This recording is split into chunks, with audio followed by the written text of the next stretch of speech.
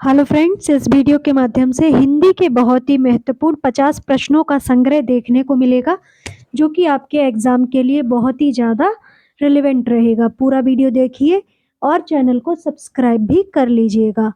First question है, चिरंतन का सही विलोम शब्द क्या होगा? तो ए ऑप्शन है नश्वर, बी ऑप्शन है अचिंतन, सी ऑप्शन है अचर, डी ऑप्शन है अचेतन। तो इसका जो ए ऑप्शन है वो बिल्कुल करेक्ट हो जाएगा। चिरंतन का सही विलोम शब्द नश्वर हो जाएगा। और इसमें जो अचिंतन दिया गया है तो इसका विलोम शब्द चिंतन हो जाएगा। अचर का विलोम शब्द चर हो जाएगा और अचेतन का विलोम शब्द चेतन हो जाएगा। अगला प्रश्न है, महात्मा का विलोम शब्द क्या होगा? ए ऑप्शन है असभ्य, बी ऑप्शन है भोगी, सी ऑप्शन है दानव, डी ऑप्शन है दुरात्मा। तो इसका जो सही ऑप्शन है वो डी ऑप्शन हो जाएगा। महात्मा का सही विलोम शब्द दुरात्मा हो जाएगा। और इसमें जो असभ्य दिया गया है तो इसमें असभ्य का विलोम शब्द सभ्य हो जाएगा, भोगी का विलोम शब्द योगी हो जाएगा और दानव का विलोम शब्द मानव हो जाएगा। अगला क्वेश्चन है, अनुकूल का विलोम शब्द क्या होगा? ए ऑप्शन है प्रतिकूल, बी ऑप्शन है सुगम, डी ऑप्शन है अवनति, डी ऑप्शन है अस्त। तो इसका जो सही आंसर होगा वो हो जाएगा ए ऑप्शन। अनुकूल का विलोम शब्द प्रतिकूल हो जाएगा और जो बी ऑप्शन में सुगम दिया है तो इसका जो विलोम शब्द होगा वो हो जाएगा दुर्गम। अवनति का आप सभी लोग जानते हैं, पिछले वीडियो में डिस्कस भी किया है। तो अवनति का विलोम शब्द उन्नति हो जाएगा तथा अस्त का विलोम शब्द जो है उदय हो जाएगा। अगला प्रश्न है, विहित का विलोम शब्द क्या है? ए ऑप्शन है निषिद्ध, बी ऑप्शन है कृत, सी ऑप्शन है निर्मित, डी ऑप्शन है अदिष्ट। तो इसका जो सही आंसर हो जाएगा वो हो जाएगा ए ऑप्शन। विहित का विलोम शब्द सदैव निषिद्ध होता है। ठीक है। और इसमें जो निर्मित दिया गया है तो इसका विलोम शब्द हो जाएगा अनिर्मित। अगला क्वेश्चन है, विवाद का विलोम शब्द है। ए ऑप्शन है विवाद का संवाद, बी ऑप्शन है प्रतिवाद, सी ऑप्शन है वाद और डी ऑप्शन है निर्विवाद। तो इसका जो डी ऑप्शन है वो बिल्कुल सही हो जाएगा। अगला प्रश्न है, विस्तार का विलोम शब्द है। ए ऑप्शन है लघु, बी ऑप्शन है छोटा, सी ऑप्शन है सूक्ष्म, डी ऑप्शन है संक्षेप। तो इसका जो सही आंसर है वो हो जाएगा डी ऑप्शन। विस्तार का विलोम शब्द संक्षेप होता है, ना कि लघु। छोटा या सूक्ष्म ये तीनों परस्पर समानार्थी हैं। ठीक है। अगला क्वेश्चन है, विस्तृत का विलोम शब्द, ये आप सभी को पता है। विस्तृत का विलोम शब्द क्या हो जाएगा? संक्षेप हो जाएगा, सी ऑप्शन। ओके। अगला प्रश्न है, उद्यम शब्द का विलोम शब्द है। ए ऑप्शन है प्रवीण, बी ऑप्शन है आलस्य, सी ऑप्शन है नीरज, डी ऑप्शन है नृप। तो इसका बी ऑप्शन बिल्कुल सही हो जाएगा। उद्यम शब्द का विलोम शब्द आलस्य हो जाएगा। अगला क्वेश्चन है, अनिवार्य शब्द का विलोम है। तो अनिवार्य शब्द का विलोम क्या होगा? ए ऑप्शन है अपरिहार्य, बी ऑप्शन है वैकल्पिक और सी ऑप्शन है ऐच्छिक और डी ऑप्शन है बी व सी दोनों। तो इसका जो सही आंसर हो जाएगा वो हो जाएगा डी ऑप्शन, बी व सी दोनों। अनिवार्य का विलोम वैकल्पिक तथा ऐच्छिक दोनों होता है और जो ए ऑप्शन में अपरिहार्य दिया है इसका विलोम शब्द परिहार्य होता है। अगला क्वेश्चन है, उन्मुख शब्द का विलोम शब्द है। ए ऑप्शन है प्रमुख, बी ऑप्शन है विमुख, सी ऑप्शन है सम्मुख, डी ऑप्शन है त्रिमुख। तो इसका जो सही आंसर हो जाएगा वो हो जाएगा बी ऑप्शन। उन्मुख का विलोम विमुख हो जाएगा। अगला क्वेश्चन है, निम्नलिखित प्रश्नों में दिए गए विकल्पों में तद्भव शब्द का चयन कीजिए। तो तद्भव शब्द का चयन करना है। 4 शब्दों में से एक शब्द जो है तद्भव है, बाकी तीनों तत्सम दिए गए हैं। तो 11वां क्वेश्चन पढ़ लेते हैं, उच्च अंगोछा उज्ज्वल आद्रक। तो इसका जो सही आंसर हो जाएगा, आप लोग पढ़ने से ही समझ गए होंगे, अंगोछा जो है बिल्कुल सही हो जाएगा। उच्च का मतलब होता है ऊंचा और अंगोछा मतलब अंग प्रोक्षा, इसका तद्भव रूप होता है अंगोछा और तत्सम होता है अंग प्रोक्षा। उज्ज्वल का मतलब होता है उजाला, आद्रक का मतलब होता है अदरक। ठीक है। अगला क्वेश्चन है अष्ट, बी ऑप्शन है अदरक, सी ऑप्शन है अड़ी और डी ऑप्शन है अमृत। तो इसका जो सही आंसर है वो क्या होगा, तो वो हो जाएगा अदरक। अदरक को जो तत्सम में कहते हैं अदरक और तद्भव में कहते हैं अदरक। ठीक है, बाकी तीनों शब्द जो हैं तत्सम दिए गए हैं। और 13 क्वेश्चन पर आ जाते हैं। अमचूर, अमूल्य, अतु उत्तिष्ठ, अंगुल, इनमें से तद्भव शब्द को बताना है। तो ए ऑप्शन इसका बिल्कुल सही है। अमचूर जो होता है इसे आम्रचूर कहा जाता है तद्भव में। अमूल्य मतलब अमोल, उत्तिष्ठ मतलब उठना, उंगुल मतलब अंगुली। अगला जो है 14 नंबर, अग्नि और आलस्य अलग, आड़यत्व। तो इसमें जो आड़यत्व है इसका मतलब होता है आड़त। ये सही से लिखा हुआ नहीं है, मिसप्रिंट है, तो आप इस तरह से लिख लीजिएगा आड़यत्व। ठीक है, इसका मतलब होता है आड़त जहाँ पे अनाज वगैरह खरीदा जाता है। ठीक है, अग्नि मतलब आग होता है, तो इसका जो सही आंसर हो जाएगा वो हो जाएगा अलग। ठीक है, इसका अगर तत्सम रूप पूछ लिया जाए तो वो होता है अलग्न। अब आपको तद्भव बता दिए, तो अब आपको तत्सम बताने हैं। 3 शब्द तद्भव होंगे, 1 शब्द तत्सम होगा। ठीक है, ए ऑप्शन है स्थल, बी ऑप्शन है लरिका, सी ऑप्शन है थन और डी ऑप्शन है थंब। तो इसका जो सही आंसर हो जाएगा वो हो जाएगा A B option, sorry A option. स्थल जो है ये तत्सम शब्द है। बाकी लरिका का मतलब होता है लड़का, थन का मतलब होता है स्तन और थंब का मतलब होता है स्तंभ। ओके। अगला क्वेश्चन है पंक्ति, परख, पढ़, पड़ोसी, इनमें से तत्सम शब्द का चयन करना है। तो इसका भी ए ऑप्शन सही है। पंक्ति जो है तत्सम शब्द है, बाकी तीनों तद्भव शब्द हैं। अगला क्वेश्चन है द्वितीया, दूध, धी, दाई, इन सभी में से आपको तत्सम शब्द का चयन करना है। तो इसका जो सही आंसर हो जाएगा वो हो जाएगा ए ऑप्शन। द्वितीया जो है ये तत्सम शब्द है और बाकी तीनों तद्भव शब्द दिए गए हैं। अगला क्वेश्चन है पत्ता, परपटी, पन्ना, पछतावा, इनमें से तत्सम शब्द का चयन करना है। तो इसका जो तत्सम शब्द है वो है परपटी।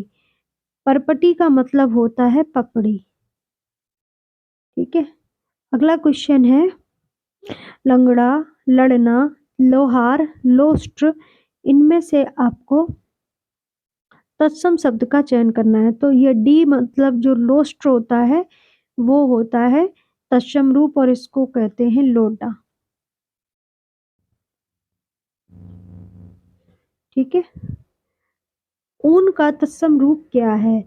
ए ऑप्शन है ऊन्य, बी ऑप्शन है ऊन्य, सी ऑप्शन है ऊरण, डी ऑप्शन है ऊण।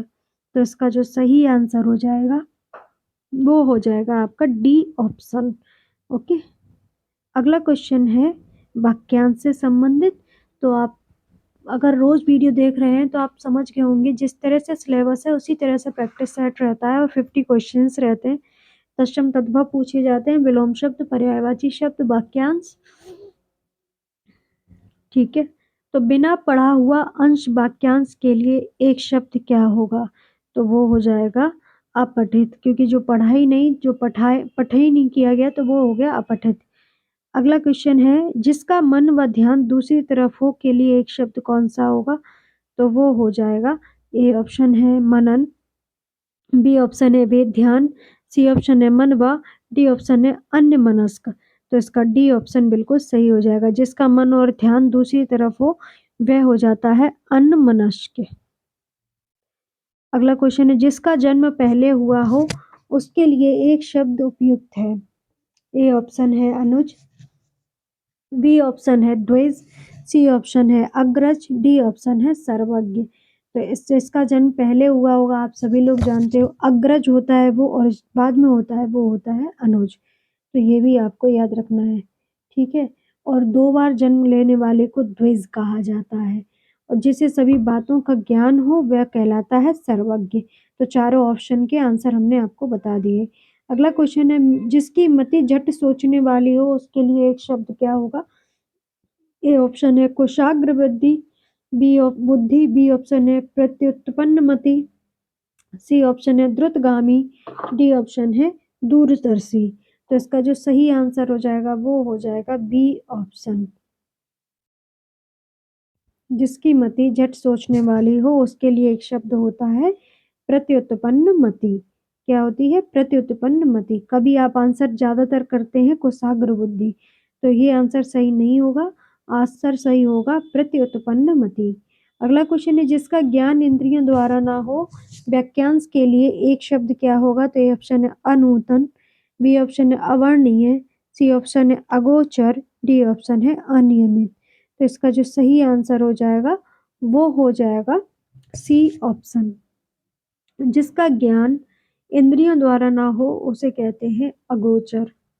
और अनूतन की अगर बात करें तो जो नया ना हो तो वो कहलाएगा अनूतन। अवर्णीय मतलब जिसका वर्णन ना हो सके। जो नियमानुकूल ना हो तो वो होता है अनियमित। अगला क्वेश्चन है तीक्ष्ण बुद्धि वाली के लिए एक शब्द होगा। ए ऑप्शन है प्रतिभाशाली, बी ऑप्शन है कुशाग्र बुद्धि, बी ऑप्शन है प्रत्युत्पन्नमति, डी ऑप्शन है बुद्धिमान। तो इसका आंसर हो जाएगा कुशाग्र बुद्धि।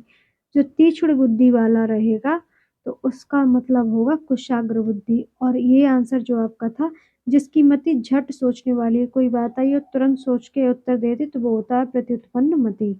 ओके, अगला क्वेश्चन है किए गए उपकार को न मानने वाला व्याकरण की दृष्टि से क्या होगा? ए ऑप्शन है कृतघ्न, बी ऑप्शन है कृतज्ञ, सी ऑप्शन है अपकृत, डी ऑप्शन है उपकृत। तो इसका जो सही आंसर हो जाएगा आप सभी लोग जानते ही हैं, कई बार लास्ट वीडियोज में इस क्वेश्चन को गो कर चुके हैं कई कई तरीके से। तो इसको कृतघ्न बोलेंगे। जो उपकार नहीं मानता है जो उसे कहते हैं कृतघ्न, और जो उपकार मानता है उसे बोलते हैं कृतज्ञ। अगला क्वेश्चन है युद्ध की इच्छा रखने वाला। ये भी हम क्वेश्चन करा चुके हैं तो आप ये भी तुरंत कर सकते हैं। युयुत्स होता है। निह स्प्रे का अर्थ क्या होता है? जो स्पर्श रहित हो, जो इच्छा रहित हो, जो प्रेम रहित हो, जो प्रेरणावान हो। तो इसका जो बी ऑप्शन है वो बिल्कुल करेक्ट हो जाएगा। अगला क्वेश्चन जो एक ही स्थान पर टिक कर नहीं रहता बाकी के लिए एक शब्द कौन सा है? ए ऑप्शन है अस्थिर, बी ऑप्शन है अडिग, सी ऑप्शन है यायावर, डी ऑप्शन है गतिशील। तो इसका जो सही आंसर हो जाएगा वो हो जाएगा सी ऑप्शन यायावर। जो एक स्थान पर टिक कर नहीं रहता उसे कहते हैं यायावर। अगला क्वेश्चन है इनमें से कौन सा वाक्य शुद्ध है?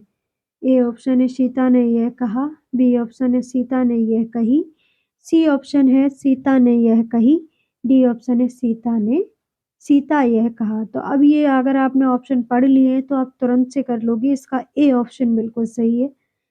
अगला क्वेश्चन है निम्न में से कौन सा वाक्य सही है? ए ऑप्शन है बैल और बकरी घास चरती है, बी ऑप्शन है बैल और बकरी घास चरते हैं, सी ऑप्शन है बैल और बकरी घास चरता है, डी ऑप्शन है बैल और बकरी घास चरती हैं। तो इसका जो 32 वाला क्वेश्चन है उसका बी ऑप्शन बिल्कुल सही हो जाएगा। बैल और बकरी घास चरते हैं।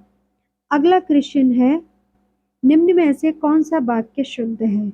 ए ऑप्शन है राम ने पेट भर मिठाई खाई, बी ऑप्शन है राम ने पेट भर के मिठाई खाई, सी ऑप्शन है राम ने भरपेट मिठाई खाई, और डी ऑप्शन है इनमें से कोई नहीं। तो इसका जो सही आंसर हो जाएगा वो हो जाएगा सी ऑप्शन, राम ने भरपेट मिठाई खाई। वाक्य बिल्कुल शुद्ध हो जाएगा, बाकी तीनों गलत हैं।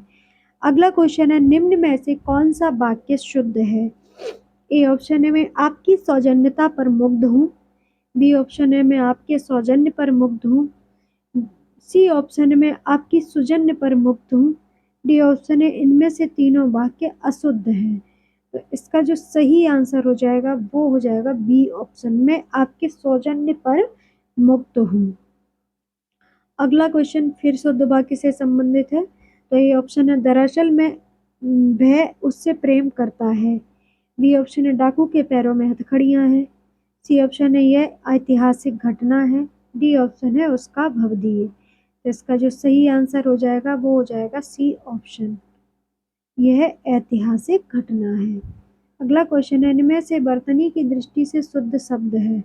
ये भी हम लोग कर चुके हैं, तो इसका जो सही आंसर हो जाएगा वो क्या हो जाएगा, तो वो आपका बी ऑप्शन हो जाएगा। उज्ज्वल सदैव दो आधे जा बनते हैं, फिर वा बनता है, फिर ला बनता है, तो बनता है उज्ज्वल, जिसका मतलब होता है उजाला। अगला क्वेश्चन है, परमात्मा ही समग्र ब्रह्मांड का रचयिता है, तो रचयिता को आपको बताना है कौन सा शब्द शुद्ध है। तो रचयिता हमेशा लिखा जाता है रचयिता, तो ये वाला है, तो इसमें ए ऑप्शन बिल्कुल सही हो जाएगा। अब इसमें देखा गया है कि कुमुदनी कैसे लिखा जाता है, तो कुमुदनी कैसे लिखा जाता है, कुमुदिनी, इस तरह से कुमुदनी को लिखा जाता है। अगला क्वेश्चन है, फिर से बर्तनी शुद्ध करना है, तो इसमें आपको 4 शब्द दिए गए हैं और बताना है कि कौन सा शब्द शुद्ध है। तो इसमें जो अत्यधिक दिया है डी ऑप्शन में, वह बिल्कुल शुद्ध है।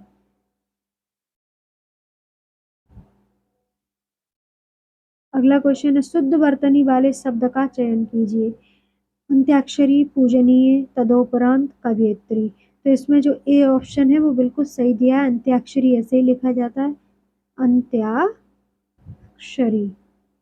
पूजनीय अगर लिखा जाए तो पूजनीय इस तरह से लिखा जाता है, और अगर लिखा जाए कवइत्री तो कव इत्री, इस तरह से कवित्री लिखा जाता है, कवित्री नहीं होता, कवियत्री होता है। ठीक है, तो ये सारी बातें याद रखिएगा। अगला क्वेश्चन है, शिव का पर्यायवाची शब्द है। ए ऑप्शन है शिवालय, बी ऑप्शन है रुद्र, सी ऑप्शन है रुद्राक्ष, डी ऑप्शन है हरि।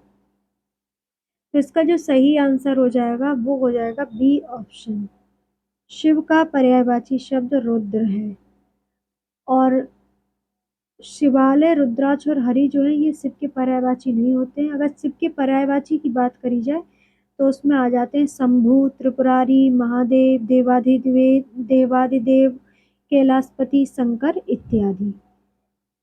अगला क्वेश्चन है, इनमें से एक लहर का पर्यायवाची शब्द नहीं है, तो लहर का पर्यायवाची शब्द इसमें कौन सा नहीं है। 3 शब्द जो है वो लहर के पर्यायवाची है, और एक शब्द जो है वो लहर का पर्यायवाची नहीं है। तो ए ऑप्शन है वीची, सी ऑप्शन है तरंग, बी ऑप्शन है दुकुल, सी ऑप्शन है तरंग, डी ऑप्शन है हिलोर। तो हिलोर तो आप समझिएगा पर्यायवाची शब्द होगा ही, जब लहर की बात हो रही तो हिलोर भी होगी। तो इसमें जो पर्यायवाची शब्द नहीं है वो है दुकुल। दुकल का आशय होता है वस्त्र से, वस्त्र, करपट, कपड़ा, ये सब जो होते हैं कपड़े के पर्यायवाची होते हैं। बीची, तरंग और हिलोर ये सब हैं लहर के पर्यायवाची होते हैं। अगला क्वेश्चन है, इनमें से एक शब्द देवता का पर्याय है। ए ऑप्शन है अलकेश, बी ऑप्शन है विबुध, सी ऑप्शन है अनेक, डी ऑप्शन है ज्योतिषक। तो इसका जो सही आंसर हो जाएगा वो हो जाएगा बी ऑप्शन। विबुध जो है वो देवता का पर्यायवाची होता है। देवता के अन्य पर्यायवाची होते हैं सुर, अमर, देव, आदित्य, गीर्वाण, आमर्त्य, आदित्य, विबुध, ये सभी जो हैं देवता के पर्यायवाची होते हैं। अगला क्वेश्चन है, बगीचा का पर्यायवाची शब्द होता है।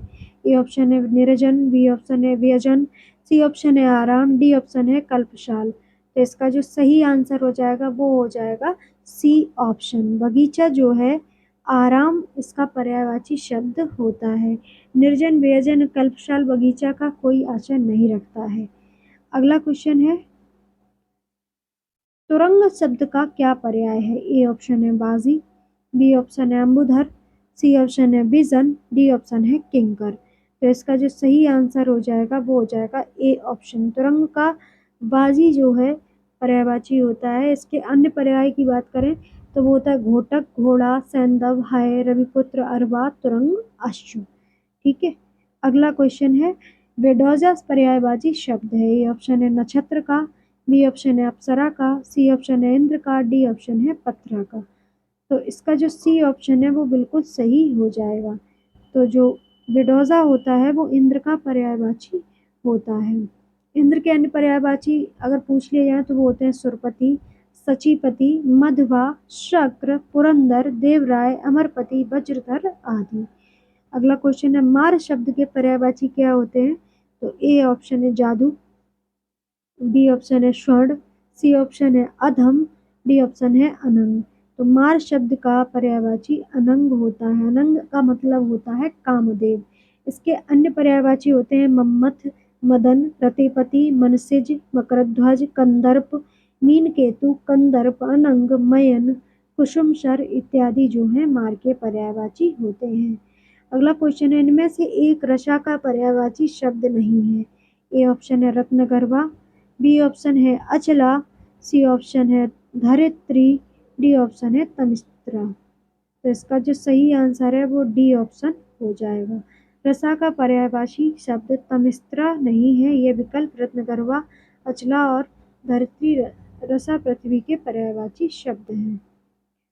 अगला क्वेश्चन है मृगेंद्र का पर्यायवाची शब्द है। ए ऑप्शन है कुरंग, बी ऑप्शन है केसरी, सी ऑप्शन है भुजंग, डी ऑप्शन है तुरंग।